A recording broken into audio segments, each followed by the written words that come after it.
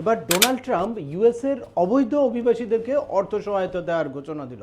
তো কারা কিভাবে এই ডোনাল্ড ট্রাম্পের অর্থ সহায়তা নিতে পারবে বা অবৈধ অভিবাসীদের জন্য কি সতর্কতা নিয়ে আসছে ডোনাল্ড ট্রাম্প, সেটাই আলোচনা করব আজকের এই ভিডিওতে।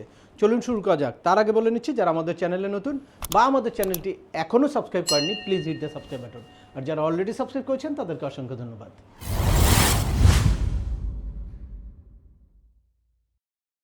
বিজনেস টিপস 360 চ্যানেলের পক্ষ থেকে আবারও আপনাদেরকে স্বাগত জানাই। আমি সিএম আমিনুল বাহার।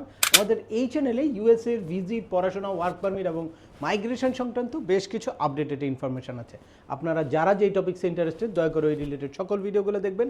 এরপর ছোটোখাটো প্রশ্ন থাকলে ভিডিও নিচে কমেন্টস করুন। গত 22শে ডিসেম্বর রয়টার্সের একটা প্রতিবেদনে ইউএসএর হোমল্যান্ড সিকিউরিটি ডিপার্টমেন্ট এই তথ্যটা নিশ্চিত করেছে যে ইউএসএ এখন থেকে তার অভিবাসীদের এই ডিসেম্বরের জন্য একটা স্টাইপেন্ড ডিক্লেয়ার করেছে, যেখানে অবৈধ অভিবাসীদেরকে $3000 করে স্টাইপেন্ড দেওয়া হবে যদি তারা যার যার নিজ দেশে ফেরত যায়। এবং শুধুমাত্র সেটাই না, যদি তারা দেশে ফেরত যায় তাহলে দেশে ফেরত যাওয়ার যেই রিটার্ন টিকিট, এই টিকিটটাও ইউএসের হোমল্যান্ড সিকিউরিটি ডিপার্টমেন্ট তাদেরকে দিবে একটা অ্যাপের মাধ্যমে রেজিস্ট্রেশন করে। তারপর তারা কিন্তু যার যার দেশে ফেরত যেতে পারে। এর আগে যদি কোনো অবৈধ অভিবাসী স্বেচ্ছায় তার নিজ দেশে ফেরত যেতে চাইতো তাহলে তাকে $1000 প্রণোদনা দেওয়া হতো, যেটা এই বছরের জন্য অর্থাৎ এবছরের ডিসেম্বরের জন্য এটাকে $3000 করা হয়েছে।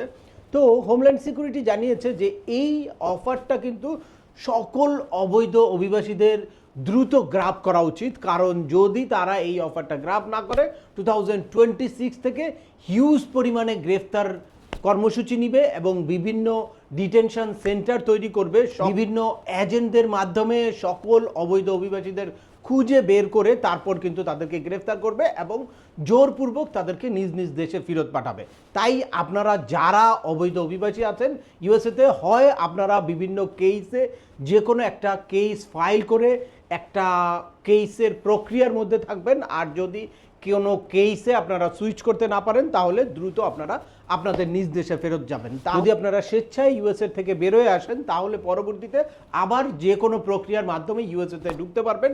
বা যদি কোনো কারণে আপনাকে গ্রেফতার করে জোরপূর্বক ইউএসএ থেকে বিতরণ করা হয় তাহলে কোনো প্রক্রিয়ার মাধ্যমে আর আপনারা ইউএসএতে প্রবেশ করতে পারবেন না। সে কারণে প্রত্যেকের এই অফারটা গ্রাব করা উচিত, অথবা যার যার প্রয়োজন অনুযায়ী একটা অ্যাসাইলাম করা বা কোনো রিফিউজি ক্লেম করা, যে কোনো যদি কেউ ফ্যামিলি পিটিশন ফাইল করার সুযোগ থাকে তাহলে ফ্যামিলি পিটিশন ফাইল করা, যে কোনো একটা প্রক্রিয়ার মাধ্যমে একটা বৈধ প্রক্রিয়ার সিস্টেমে আপনাদের থাকা উচিত। কারণ ডোনাল্ড ট্রাম্পের নির্বাচনী প্রতিশ্রুতি ছিল মিনিমাম 10 লাখ অভিবাসীকে তারা দেশ ছাড়া করবে, অর্থাৎ অবৈধ বা আনডকুমেন্টেড যারা আছে। তো সেক্ষেত্রে অলরেডি 6,20,000 সামথিং এরকম অভিবাসীকে বিভিন্ন দেশে ফেরত পাঠানো হয়েছে বিভিন্ন প্রক্রিয়ার মধ্যে। আগামী 26 সালে আরও ম্যাসিভ অ্যাকশন নিবে যাতে কোনো রকম কোনো অবৈধ অভিবাসীরা ইউএসএর ভিতরে থাকতে না পারে।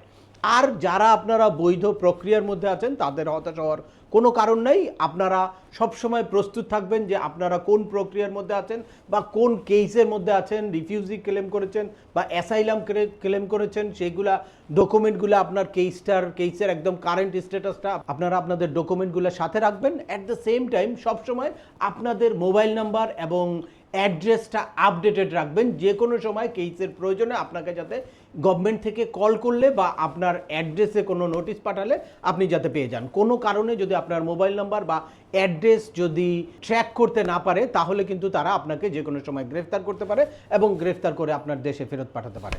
সুতরাং আপনারা সবাই সাবধান এবং সতর্ক থাকবেন, যার যার প্রয়োজন অনুযায়ী সঠিক ব্যবস্থা নেবেন। আর যারা লিগেল বৈধ প্রক্রিয়ার মধ্যে আছেন তাদের হতাশ হওয়ার বা অরিড হওয়ার কোনো কারণ নেই, কারণ বৈধ কোনো প্রক্রিয়ার মধ্যে থাকলে আপনাকে জোর করে ইউএসএ থেকে বের করে দেওয়ার কোনো রকম কোনো সুযোগ নাই। তো আজকের ভিডিওটি দীর্ঘায়িত করছি না। আশা করি এই ভিডিও থেকে আপনারা ইউএসএতে যারা আনডকুমেন্টেড বা অবৈধ অভিবাসী আছে তাদের এই পর্যায়ে কি সুযোগ নেওয়ার আছে বা কি সতর্কতা অবলম্বন করতে হবে সে ব্যাপারে একটা ক্লিয়ার ধারণা পেয়েছেন। তারপরেও আপনাদের যদি এই সংক্রান্ত কোনো রকম কোনো প্রশ্ন থাকে অবশ্যই আমাকে কমেন্টস করে জানাবেন।